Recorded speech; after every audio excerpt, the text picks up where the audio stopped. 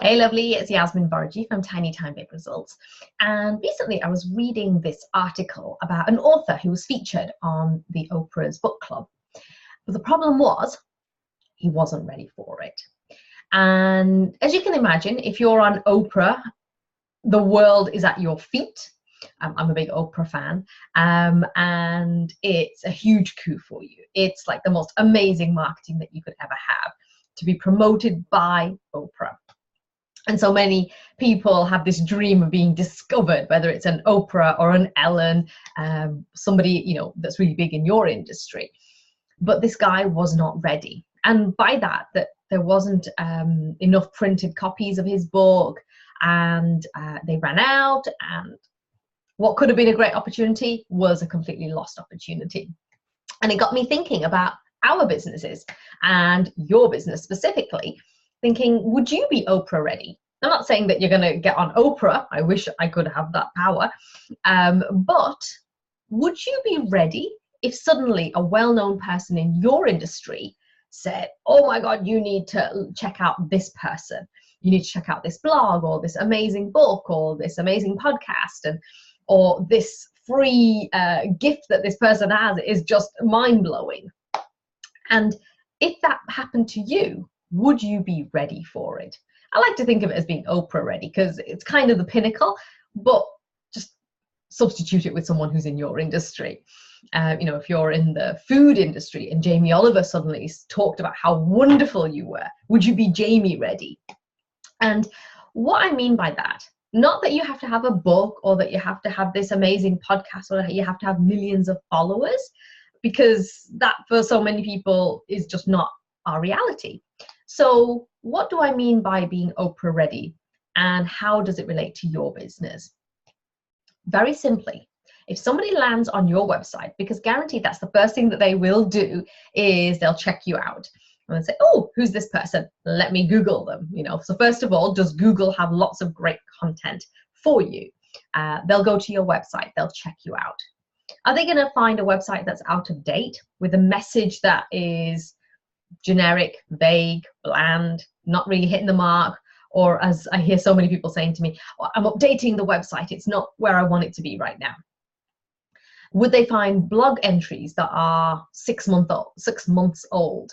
Would they find enough information about you? Or would it feel stale? Would it feel outdated? Or is it dynamic and active? And the reason why I want you to think about these things is because you never know when your great opportunity could come up. I believe that we have opportunities all the time, they come in all the time. But if you think about it, if you suddenly got featured on Ellen and you wanted people to know about your business, would you be ready? So here are a few things I want you just to have a look at in your business to help you get Oprah ready, okay? So first of all, have a look at your website. Is it punchy? Is it specific? Is it compelling? Does it draw someone in? Does it tell people, the people that you want to serve, does it tell them that you're for them and that you're not for other people?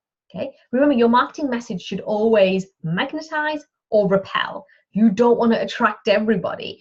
So is it going to attract the right people, and is it going to repel the people that you don't want to work with, or that you just don't want to, that it doesn't fit for you?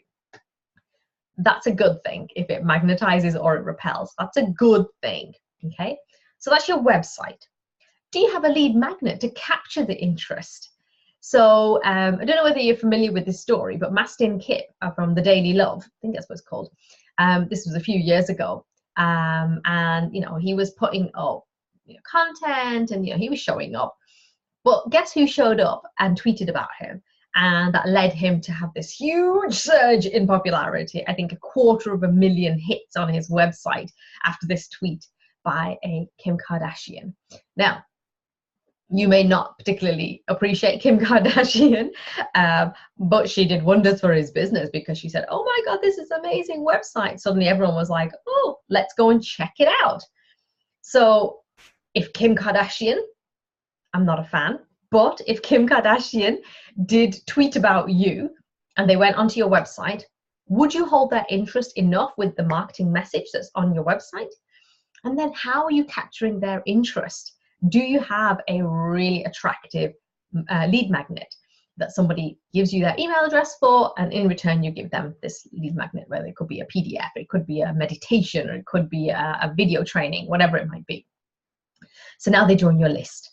So now you could have, you know, 1 million people hit on your website, and you could have 1% that, you know, join your email list. That's still pretty phenomenal. Okay, so do you have a lead magnet? Then think about what do you do with them after that?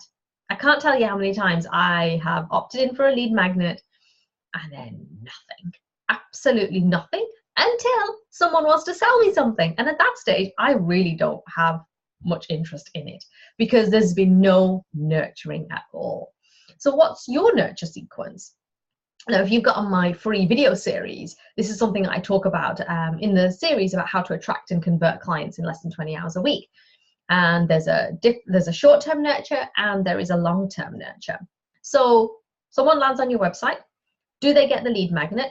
Are you then nurturing them in the short term? And how are you nurturing them in the long term? Remember, there are buying cycles. People don't buy when we want them to buy. They buy when they're ready. And you want to be ready for them when they're thinking, yes, I need to take action today. If you're Oprah ready, then these pieces will be there and you'll have them. Now, remember, Rome wasn't built in a day, so this isn't about me trying to overwhelm you and go, oh my God, I've got to have all this stuff done. No, you start and you do one bit by bit, step by step.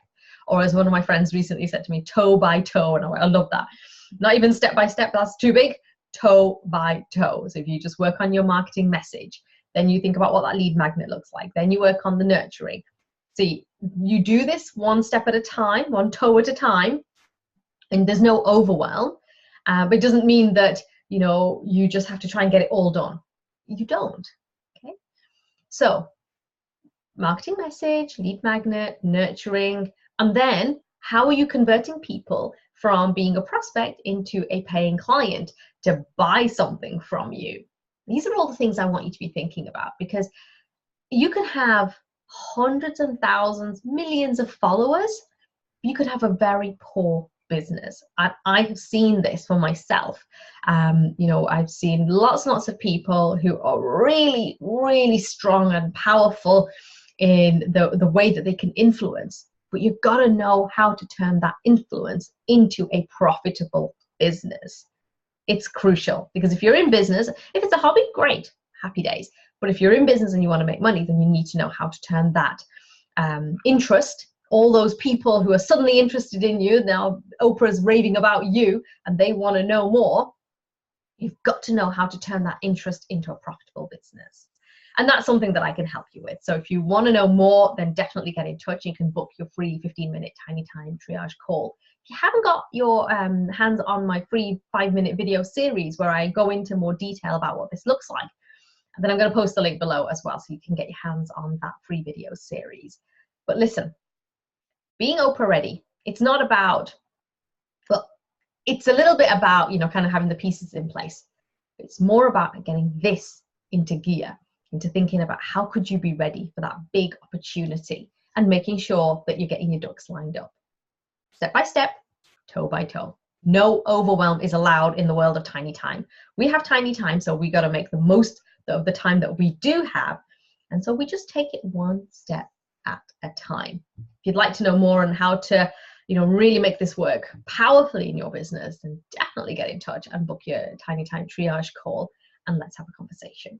All right, my lovely, I hope you've enjoyed this episode today and I look forward to seeing you the next time. Pop your questions, comments and ahas below and I look forward to seeing you the next time. Take care. Bye.